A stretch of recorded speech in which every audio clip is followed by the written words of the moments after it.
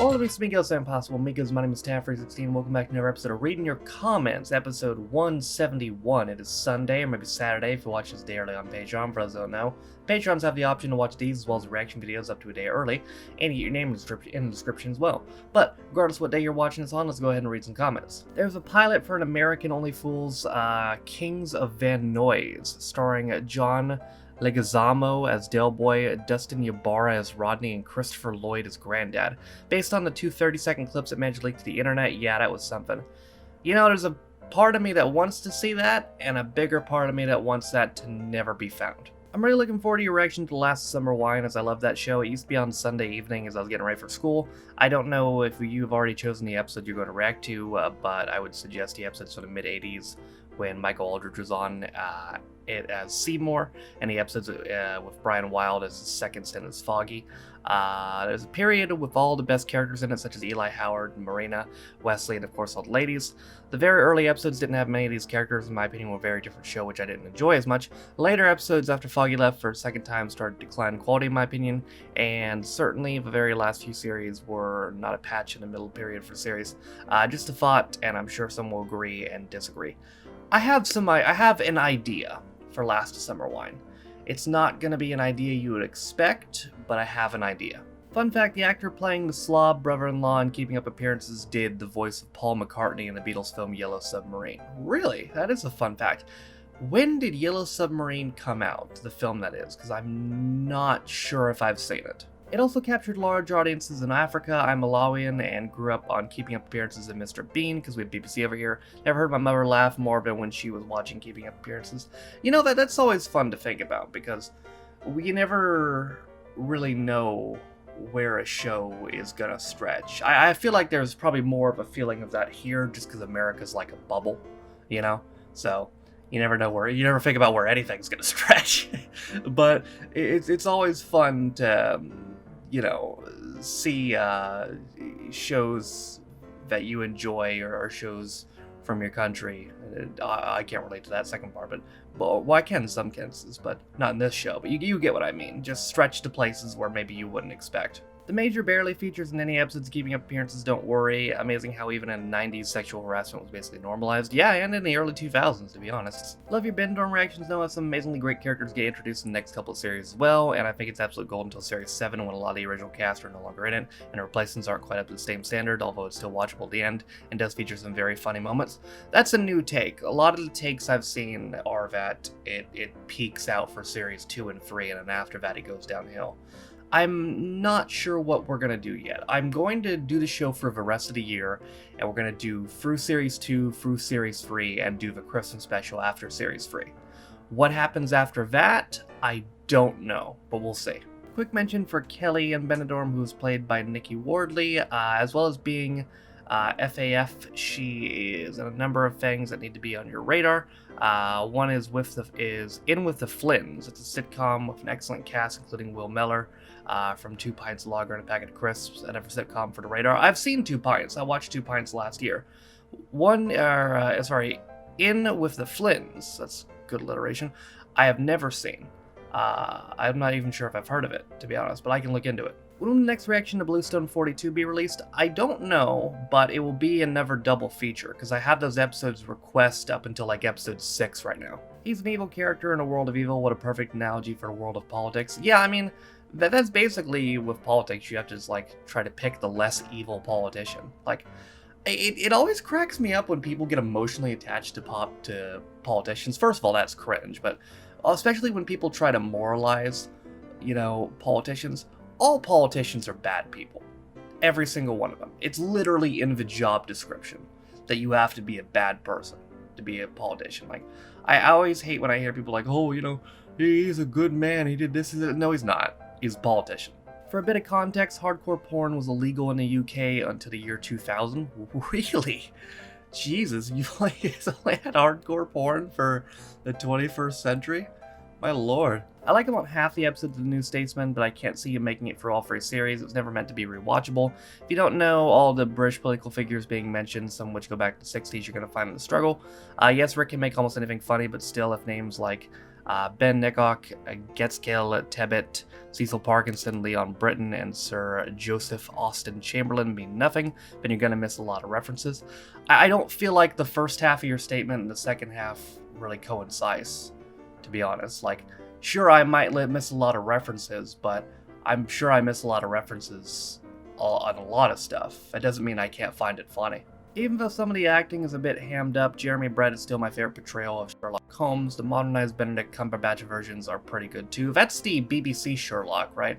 I've been told a lot about that recently, so maybe I'll check that out. That's definitely going to be one for Dailymotion though. Great Reaction would like to see more of the Adventures of Sherlock Holmes, new monthly or bi-monthly series perhaps. I'll probably do another one soon, just because I can't really judge the first episode in terms of interest, because I kind of accidentally tanked it. Like, you notice, you look at the video, you notice it did terrible, that's because I accidentally tanked it. What happened there is, so, it's an ITV copyright claim, right? You never know what ITV is going to bring to the table. You never know if they're going to say yay or nay. I also have no clue with them. So, I was planning on I recorded it and the New Statesman at the same time, because I was planning on, because they always remove the copyright claim on the New Statesman. So I was trying to use the New Statesman as a push-through for The Adventures of Sherlock Holmes, so I'd make sure it gets unblocked. However, they were so quick with removing a claim that literally while I was uploading The Adventures of Sherlock Holmes, I had already uploaded the New Statesman and filed a dispute. They removed the dispute on the New Statesman before I even got The Adventures of Sherlock Holmes uploaded. So I uploaded The Adventures of Sherlock Holmes and filed a dispute, and they rejected it. So I decided to put it on Dailymotion, and I released it on Dailymotion. However, that same night before I had released on Dailymotion, I had also recorded UK Gladiators as another push-through.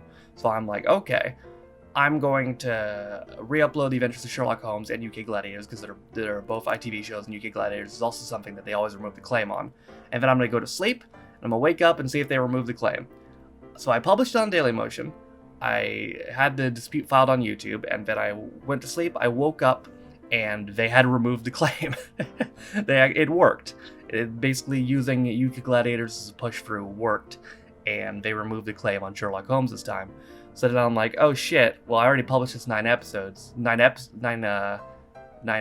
ago, but I have it unblocked now, so I deleted the Dailymotion video, and then I republished it on YouTube, but it was being republished 9 hours after it had already been published originally, so there had already been one up, so people had already seen it, and plus it was 9 hours past my normal upload time, so some people were probably confused, and, usually I upload, I think, at like 8 a.m. UK time, so it has the whole day, pretty much, to gain views. When I republished on YouTube, it was probably like 5 p.m. UK time, so it didn't exactly have the whole day. So, my point is, even though that first reaction did terrible, I kind of unintentionally screwed it over, so I'm not going to judge it. I'll do another episode first, and then we'll see how it goes. Fun fact, Chrissy Mullins and Saracen and Gladiators were dating at the time and are married to this day. Really? Did the show know about them dating when she got cast, or was it the opposite? Did she get cast due to nepotism? Yes, I know men and women called Kim, quite a common spelling in Wales, but I think the origin is Asian. Don't think I've ever heard it before. I don't think I've ever seen anybody here, at least, with that spelling, K-Y-M. I love it, but I don't think I've ever seen it. The controversy around Life of Brian is pretty hilarious. Banned in Norway when it came out, and Swedish cinemas took advantage by advertising the film as so funny it was banned in Norway. Yeah, I mean, they seem to have an answer for everything as far as advertising goes, and it worked out pretty well. They made, I think, like $20 million worldwide. Not only did George Harrison fund this film, but he was also in it about 70 minutes in behind John Cleese in a red headdress. He was also a close friend of Eric Idle, and he appeared in future Python sketches too, not to mention a Rudels, Eric's Beatle film parody, which I'd highly recommend. I've not heard of that, but I can look into it. I also heard that, like, Zeppelin and Pink Floyd helped fund it as well. Fucking all of rock and roll really came out for this movie. I was gonna watch Life of Brian on Netflix as I usually do over Easter. Wasn't expecting to get a reaction video. Meanwhile, I'm imagining the Postmodern Family reaction list. Felipe's head would probably explode. Well, you might have to keep imagining, because, I mean, I think they're gone. Like, they haven't uploaded the entirety of this year.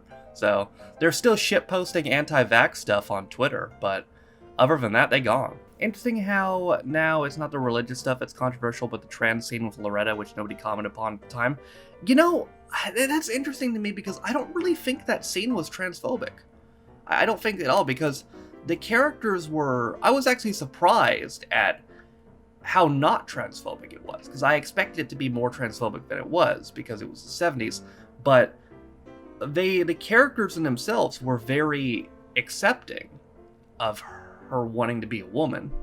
Like, they called her Loretta, and were just like, yeah, okay, fine, yeah, you want to be... Sure, go now.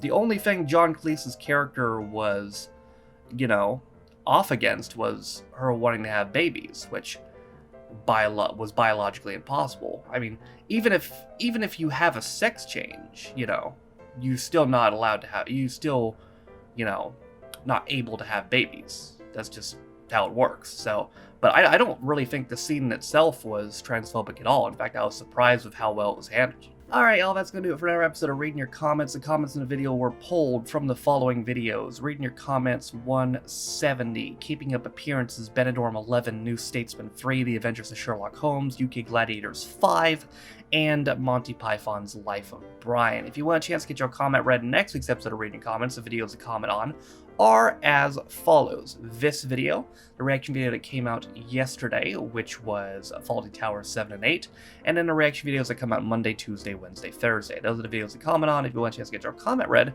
in next week's episode of Reading Your Comments. But that's going to do it for me today. Thank you guys for watching.